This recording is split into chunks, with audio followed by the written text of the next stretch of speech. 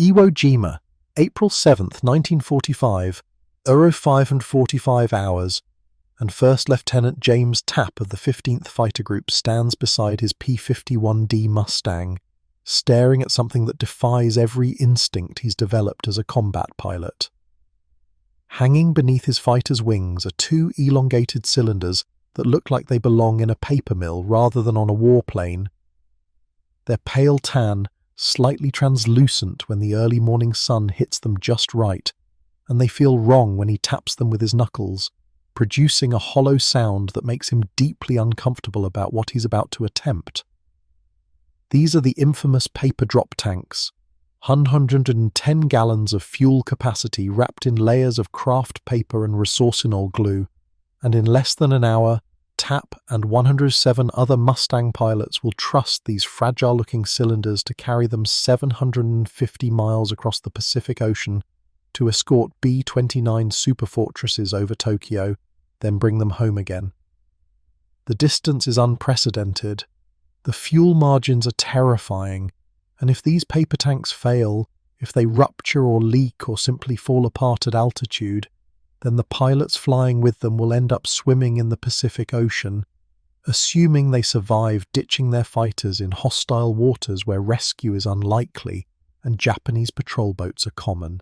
The story of how American fighters reached Tokyo begins not with brilliant engineering or massive industrial production, but with a critical shortage, a stubborn problem, and the kind of improvised solution that defined Allied innovation throughout World War II.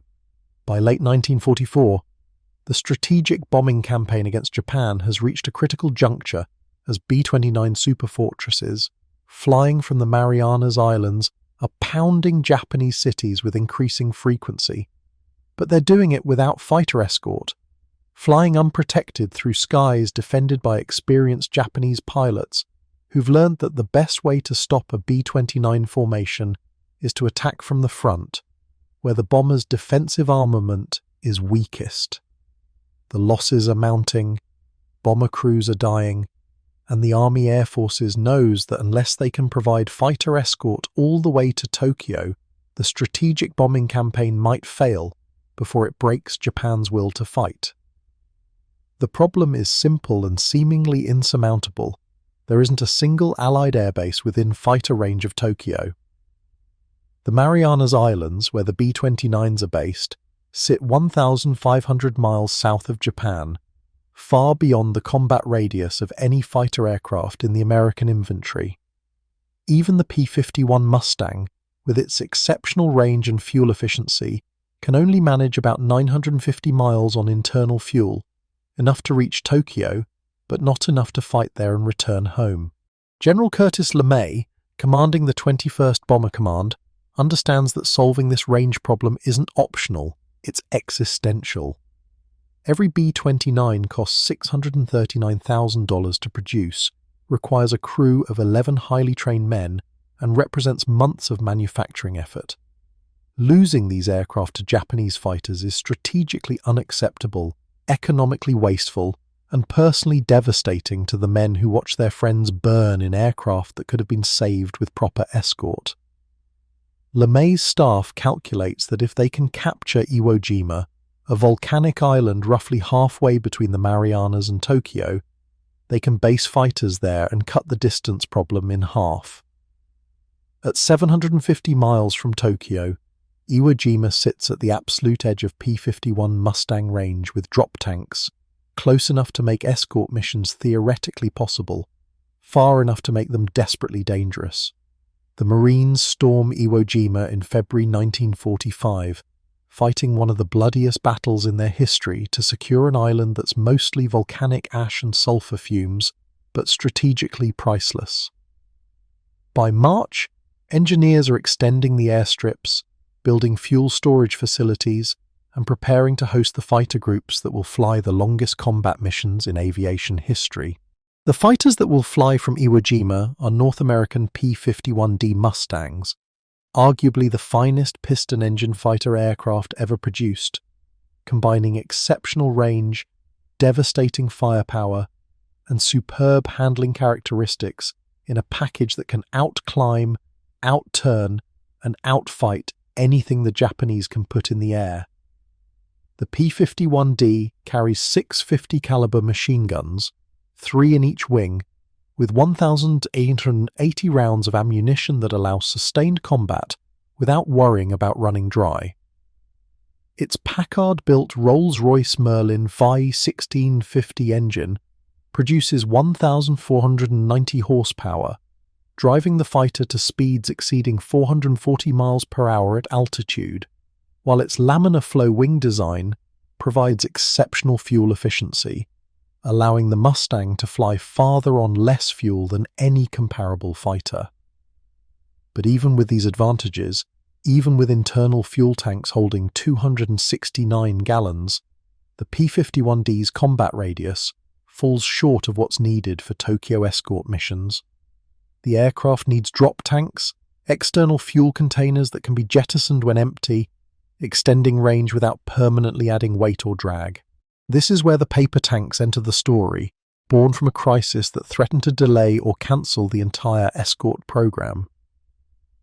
In late 1944, as planning for the Iwo Jima fighter operations intensifies, logistics officers make a disturbing discovery that the aluminum required to manufacture metal drop tanks is in critically short supply, needed for bomber production, new fighter aircraft, and 1,000 other wartime priorities.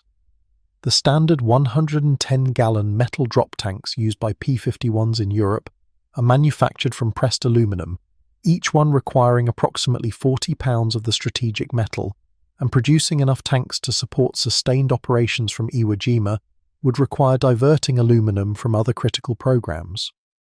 Worse, shipping metal tanks to the Pacific requires cargo space on transport ships that are already overloaded with ammunition, spare parts, and the countless other supplies needed to sustain forward operations. Each metal drop tank takes up valuable space, arrives empty but still weighs 40 pounds, and represents aluminum that could have been used to build another bomber. The situation appears hopeless until someone remembers that the British have been experimenting with drop tanks made from compressed paper, lightweight cylinders constructed from layers of craft paper, bonded with waterproof glue, capable of holding fuel for the duration of a mission before being discarded. The British paper tank program emerged from similar pressures, the need to extend fighter range while conserving strategic materials, and by 1944, Royal Air Force fighters in Europe are routinely using paper tanks manufactured by companies like Atlas Lace Paper Company. The tanks prove surprisingly effective, holding fuel without leaking, surviving the stresses of high-speed flight, and costing a fraction of what metal tanks require in both materials and manufacturing time. American observers are impressed but skeptical, questioning whether paper tanks designed for European conditions will survive the temperature extremes, humidity, and mechanical stresses of Pacific operations. The British tanks are rated for flights of up to 6 hours, adequate for escort missions over Germany, but the Tokyo missions will take 8 to 9 hours, pushing these fragile containers far beyond their design parameters. American engineers examine the British designs, conduct tests, and reluctantly conclude that paper tanks represent the only viable solution to the range problem. They can be manufactured quickly, shipped efficiently, and if they fail, the financial loss is minimal compared to losing fighters and pilots. Production of American paper tanks begins at facilities in England and later in the United States, with companies experienced in paper manufacturing adapting their processes to create military fuel containers. The tanks are constructed in 3 sections: nose, center, and tail, each formed by pressing multiple layers of craft paper impregnated with resorcinol formaldehyde glue into molds that create the tank's aerodynamic shape. The craft paper itself is chosen for its exceptional strength and resistance to tearing, while the resorcinol glue provides waterproofing and resistance to fuel degradation. Multiple layers are pressed together, creating a laminated structure approximately 1/8 inch thick, strong enough to withstand the internal pressure of fuel at altitude, flexible enough to handle vibration and G-forces without cracking. Before final assembly, wooden anti-slosh baffles are installed inside the tank to prevent fuel from surging violently during maneuvers, pipes and fittings are attached for connection to the aircraft's fuel system, and the interior is coated with fuel-resistant lacquer that prevents the aviation gasoline from degrading the paper structure. The three sections are then bonded together in a heated press, creating a seamless cylinder approximately 8 feet long and 20 inches in diameter, capable of holding 110 gallons of high-octane aviation fuel. Each completed tank undergoes pressure testing to ensure it can handle the stresses of high-altitude flight without rupturing or leaking. The tanks are pressurized to 6 pounds per square inch, well above what they'll experience in service, and held at that pressure for several minutes while inspectors look for signs of leaking or structural failure. Tanks that pass testing are marked with production dates and lot numbers, then packed for shipment to forward bases. The entire manufacturing process takes a fraction of the time required to produce metal tanks, allowing rapid scaling of production to meet demand, and the finished tanks weigh only about 8 pounds empty, compared to 40 pounds for equivalent metal tanks, a crucial advantage when every pound matters in an overloaded transport aircraft. By early April 1945, thousands of paper drop tanks are arriving at Iwo Jima, stockpiled in specially constructed storage areas, where they're protected from direct sunlight and excessive moisture until needed. Ground crews approach them with a mixture of curiosity and skepticism. These tanks look like something children might make in a school art project, not like equipment that will determine whether pilots live or die. Crew chiefs inspect each tank carefully before installation, looking for cracks, tears, or signs of fuel seepage that would indicate manufacturing defects. The tanks must be filled shortly before flight, as the paper construction cannot contain fuel for extended periods without degradation, meaning every mission requires careful timing to ensure tanks are fueled, aircraft are loaded, and pilots are briefed before the fuel begins affecting the paper structure. First Lieutenant James Tapp, standing beside his Mustang on April 7, 1945, represents the sharp end of this unprecedented operation. Tapp is 22 years old, a veteran of combat over Europe where he flew P-47 Thunderbolts before transitioning to Mustangs, and he's accumulated enough flight hours to understand exactly how dangerous what he's about to attempt really is. The mission brief was straightforward but terrifying. Take off from Iwo Jima, climb to 25,000 feet, fly 750 miles northwest to Tokyo while conserving fuel, rendezvous with B-29 formations approaching the target, escort them through the bomb run while fighting off Japanese interceptors, then turn south for the 750-mile flight back to Iwo Jima. Total flight time will exceed 8 hours, longer than any fighter mission previously attempted in the Pacific, and the fuel margins are so tight that any deviation from the flight plan, any extended combat that burns extra fuel, any navigation error that adds even a few miles to the route, could leave pilots swimming in the Pacific Ocean. The paper tanks hanging beneath Tapp's wings hold 220 gallons of fuel, combined with his internal tank's 269 gallons, giving him a total fuel load of 489 gallons. His Merlin engine will consume approximately 75 gallons per hour at cruise settings, meaning his fuel will last roughly 6.5 hours of normal flight. The mission is planned for 8 to 9 hours.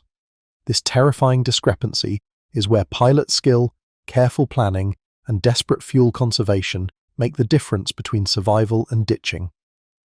Tapp and his squadron mates have been briefed extensively on fuel management techniques, cruising at optimal altitudes where thin air reduces drag, leaning fuel mixtures to the edge of what the engine will tolerate, and using autopilot when possible to maintain steady flight that doesn't waste fuel on unnecessary corrections. Every pilot carries detailed navigation charts showing emergency landing fields on captured Japanese islands, calculated ditching positions where submarines or rescue aircraft might find them, and the grim knowledge that most pilots who ditch in the Pacific are never recovered. At 06:15 hours, the first wave of Mustangs begins launching from Iwo Jima's runways, their Merlin engines roaring as they accelerate down strips still scarred from Japanese artillery fire during the recent battle. Tapp advances his throttle smoothly, feeling his Mustang accelerate despite the extra weight of 2 full drop tanks creating additional drag. The fighter is heavy, sluggish compared to its normal nimble handling, and Tapp eases back on the stick gently to coax it into the air. The paper tanks create noticeable drag, their ungainly shape disrupting the clean airflow over his Mustang's beautiful laminar flow wings. But they hold together during takeoff, not shedding pieces or tearing loose, a good sign that maybe, just maybe, these fragile cylinders will survive the entire mission. The formation climbs steadily toward 25,000 feet, where the thin air provides maximum range and the cold temperatures help cool engines running at high power settings for extended periods. Tap watches his fuel gauges obsessively, noting how quickly the drop tanks empty as his engine consumes fuel at takeoff and climb power settings. This is the most fuel-intensive phase of the mission, when loaded fighters fight gravity and drag to reach altitude, and Tap calculates mentally that he's already burned through 50 gallons just getting to cruise altitude. The paper tanks show no signs of failure. They're feeding fuel normally, maintaining pressure, surviving the temperature drop at altitude that's making ice crystals form on his canopy. Around him, 107 other Mustangs form up into precise formations, 4 fighter groups converging into a stream of silver fighters heading northwest toward an enemy homeland defended by thousands of Japanese fighters and anti-aircraft guns. The flight to Tokyo takes 3 hours and 45 minutes of nerve-wracking monotony as pilots settle into the routine of long-range navigation while constantly monitoring fuel consumption. Tap leans his fuel mixture until his engine runs rough, then enriches it slightly, finding the perfect balance between fuel economy and reliability. He adjusts his propeller pitch and manifold pressure constantly, searching for the combination that gives him maximum range while maintaining formation. The autopilot, a simple but effective system that maintains heading and altitude, takes over much of the flying, allowing Tap to conserve mental energy for the combat that's coming. Every 20 minutes he switches fuel tanks, equalizing consumption and ensuring he doesn't run one tank dry while others remain full, a mistake that could cause his engine to quit at the worst possible moment. Approximately 250 miles from Tokyo, Tap reaches back and toggles the release mechanism for his drop tanks. The paper cylinders separate cleanly from the wing pylons, tumbling away toward the Pacific Ocean far below, their mission complete. They've carried him across hundreds of miles of open ocean, survived temperature extremes from tropical heat to high-altitude cold, and performed exactly as designed, despite looking like they belonged in a recycling bin. With the tanks gone, Tap's Mustang instantly feels lighter, more responsive, the extra drag disappears, and his fighter returns to the nimble handling characteristics that make the P-51 such a joy to fly. But now he's committed, the drop tanks are gone and he's running on internal fuel only, meaning there's no margin for error, no extra fuel to waste on combat maneuvering or navigation mistakes. The Japanese coastline appears ahead, a dark smudge on the horizon that resolves into the detailed landscape of Honshu Island, and within minutes, the Mustangs are over enemy territory, their altitude advantage giving them a commanding view of the terrain below. Tokyo appears in the distance, already obscured by smoke from earlier B-29 attacks, and Tap can see the massive formations of superfortresses approaching the city, their contrails creating a geometric pattern in the sky. This is what the entire mission is about, protecting these bombers, ensuring they can complete their attack and return home without being slaughtered by Japanese interceptors. The Japanese response is immediate and aggressive as radar stations tracking the approaching formations scramble every available fighter. Kawasaki Ki-61 Tonys, Nakajima, Ki-84 Franks, and Mitsubishi J-2M Raiders climb to intercept. They're pilots veterans who understand their mission is to break through the American escort and get at the bombers. What follows is a sprawling air battle covering hundreds of square miles of sky, as Mustangs and Japanese fighters dogfight at altitudes where the air is so thin that tight turns produce instant blackouts and engines struggle for oxygen. Tap spots a Ki-84 diving toward a B-29 formation and rolls his Mustang inverted, pulling through to pursue. The Japanese fighter is fast, modern, and well flown, but the P-51's superior speed and energy retention allow Tap to close the distance, his 650 caliber machine guns hammering the Ki-84 until it trails smoke and spins away. The combat lasts approximately 45 minutes, an eternity when every second of high-power flight consumes precious fuel. Tap burns through ammunition and fuel as he engages multiple Japanese fighters, protecting bombers and fellow Mustangs. His fuel gauges tell a frightening story. He's consumed more fuel than planned, the combat maneuvering and high-power settings have eaten into his reserves, and when the formation finally turns south for the return flight, his mental calculations tell him he's going to be very, very close to running dry before reaching Iwo Jima. The flight home becomes an exercise in desperation and discipline, as every pilot in the formation confronts the same terrifying arithmetic. They lean their fuel mixtures until their engines barely run. They fly precise headings to avoid adding unnecessary miles. They climb to higher altitudes where fuel efficiency improves, even though the cold is numbing, and oxygen systems strain to provide breathable air. Tap watches his fuel gauges drop toward empty with a kind of detached dread, calculating and recalculating his remaining range. He considers emergency options, identifies a small island that might have a captured Japanese airstrip where he could attempt an emergency landing, marks the position where ditching would give him the best chance of rescue. Around him, other pilots are making similar calculations, some more desperate than others. 200 miles from Iwo Jima, the first Mustangs begin calling out fuel emergencies. Lieutenant William Powers radios that his engine has quit, fuel exhausted, and he's gliding toward the ocean. The formation watches helplessly as Powers ditches his fighter in calm seas, the Mustang hitting hard, but staying afloat long enough for Powers to deploy his life raft. A rescue submarine is already moving toward his position, monitoring the radio traffic, but everyone knows his survival depends on being found before exposure, dehydration, or Japanese patrol boats get him.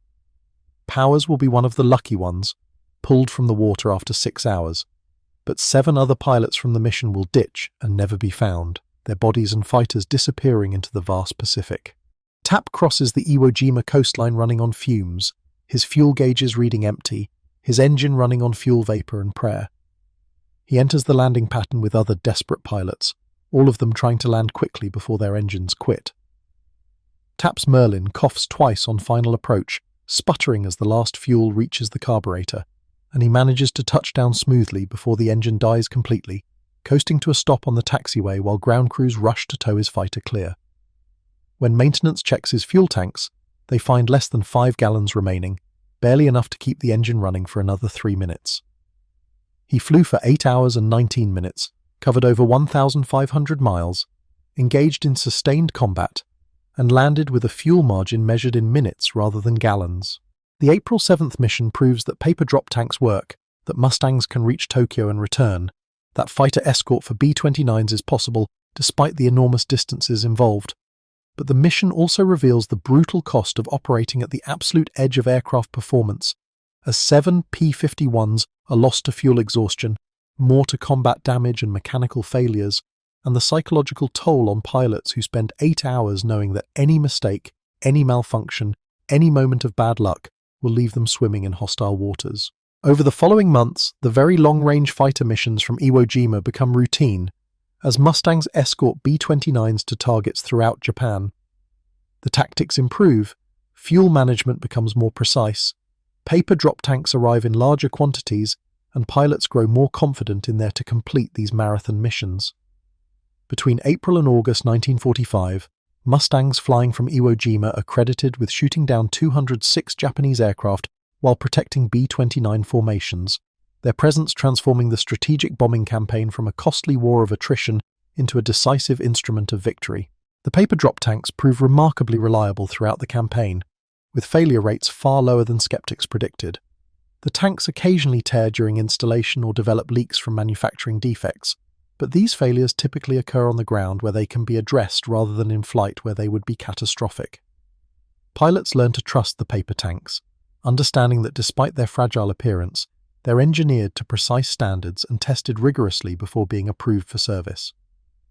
The tank's lightweight and compact shipping dimensions allow massive stockpiles to be built up at Iwo Jima, ensuring that even intensive operations never face shortages. The strategic impact of these missions extends far beyond the aircraft shot down or bombers protected. The presence of American fighters over Tokyo shatters Japanese morale, demonstrating that their homeland is no longer safe, that American air power can reach anywhere at any time. Japanese fighter units are forced to defend targets throughout the home islands, rather than concentrating their forces, diluting their effectiveness, and accelerating their inevitable defeat. The B-29 crews, knowing they have fighter escort, press their attacks more aggressively, achieving better bombing results and suffering fewer losses. By August 1945, when Japan finally surrenders, the paper drop tanks have become an integral part of the strategic bombing campaign, their ungainly appearance belying their critical importance. These humble cylinders of craft paper and glue made possible some of the most demanding fighter operations in aviation history, allowing pilots to fly missions that seemed impossible when first proposed. The tanks were never glamorous, never earned the respect that more sophisticated technologies received, but they worked. And in warfare, effectiveness matters more than elegance. The post-war assessment of the very long-range fighter missions emphasizes how the paper-drop tank solved a seemingly intractable problem through innovation and willingness to trust unconventional solutions. The tanks cost approximately 1/10 what metal tanks required, could be manufactured in weeks rather than months, and didn't compete for strategic materials needed elsewhere. They represent the kind of practical innovation that defined Allied success in World War II, where engineers and logisticians refused to accept that problems were unsolvable, simply because conventional solutions weren't available. First Lieutenant James Tapp survived the war, completed 47 combat missions including 12 to Tokyo, and returned home with a Distinguished Flying Cross, and enough combat stories to last a lifetime. In interviews decades later, he always mentioned the paper drop tanks with a mixture of affection and disbelief, marveling that something so fragile-looking could perform so reliably under such extreme conditions. He kept a small piece of one tank as a souvenir, a palm-sized section of brown paper that he'd show to doubters, letting them feel how thin and fragile it was, while explaining that this material carried him across the Pacific Ocean multiple times and brought him home alive. The legacy of the paper drop tanks extends beyond their immediate wartime service, influencing how military planners approach problems of range and logistics. The tanks demonstrated that extending range doesn't always require exotic materials or complex engineering.